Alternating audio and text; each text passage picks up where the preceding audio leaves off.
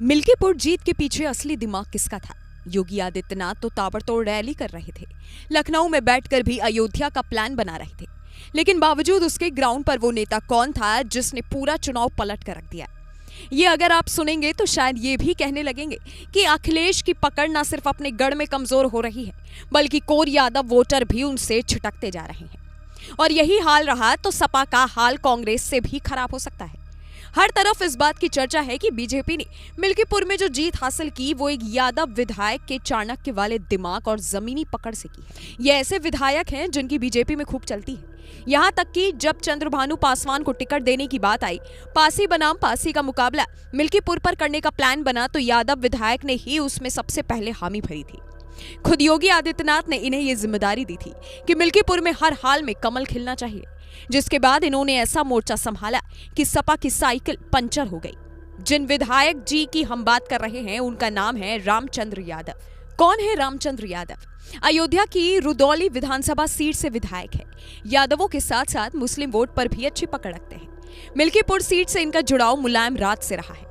मुलायम सरकार में उपचुनाव के दौरान ये विधायक बने, उसके बाद इनकी जीत का सिलसिला चलता ही चला गया है। साल 2012, 17 और 2022 में लगातार 3 बार जीते। इसीलिए मिल्कीपुर में योगी आदित्यनाथ ने इन्हें कमल खिलाने की जिम्मेदारी सौंपी थी। गांव-गांव जाकर ये लोगों को समझा रहे थे कि कैसे सपा श्री राम विरोधी है और बीजेपी अयोध्या के विकास में जुटी है। वोटिंग पहले दिन यानी 5 फरवरी को वो सुबह से ही अपने गांव घटौली में परिवार के अन्य लोगों के साथ मौजूद रहे। इनके छोटे भाई राम प्रताप यादव मिल्कीपुर के ब्लॉक प्रमुख भी रहे और वहीं गांव में रहते हैं। ऐसे में रुदौली विधायक ने सबसे पहले रामचरण इंटर कॉलेज के बूथ पर मतदान किया। उसके बाद गांव के मुख्य बाजार में आकर एक चाय की दुकान पर समर्थकों के साथ बैठे और लोगों को वोट करने के लिए प्रेरित करते रहे। नतीजा, जिस मिल्कीपुर विधानसभा सीट पर बम्पर वोटिंग हुई और अखिलेश यादव ने इन 5 गलतियों की वजह से ये सीट गंवा दी। गलती नंबर 1, परिवारवाद के आरोप को मिटा पाने में असफल होना। अवधेश के बेटे सपा से प्रत्याशी थे।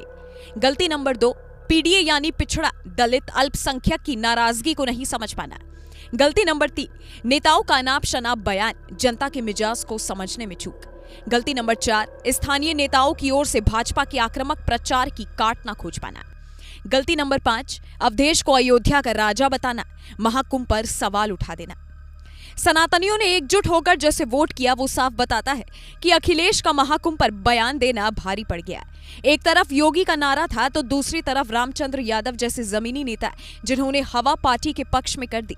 नतीजा, कई लोग ये पूछने लगे कि अखिलेश यादव ने चुनाव आयोग के लिए कफन खरीदा था या फिर अपनी ही पार्टी के लिए, जो इस हाल में पहुंच गई। सोशल मीडिया पर तमाम तरीके के मीम्स वायरल हैं। कोई योगी की चाणक्य नीति की तारीफ कर रहा है तो कोई यादव विधायक का नाम ढूंढ रहा है जिन्होंने योगी को जिंदगी का बड़ा गिफ्ट दिया है। लेकिन मिल्कीपुर की ज्यादातर जनता इस बात के समर्थन में नजर आती है कि सपा से भयंकर भूल हुई थी, जिसकी सजा इस उपचुनाव में उसे मिली है। आपको क्या लगता है? नीचे कमेंट करके जरूर बताइएगा।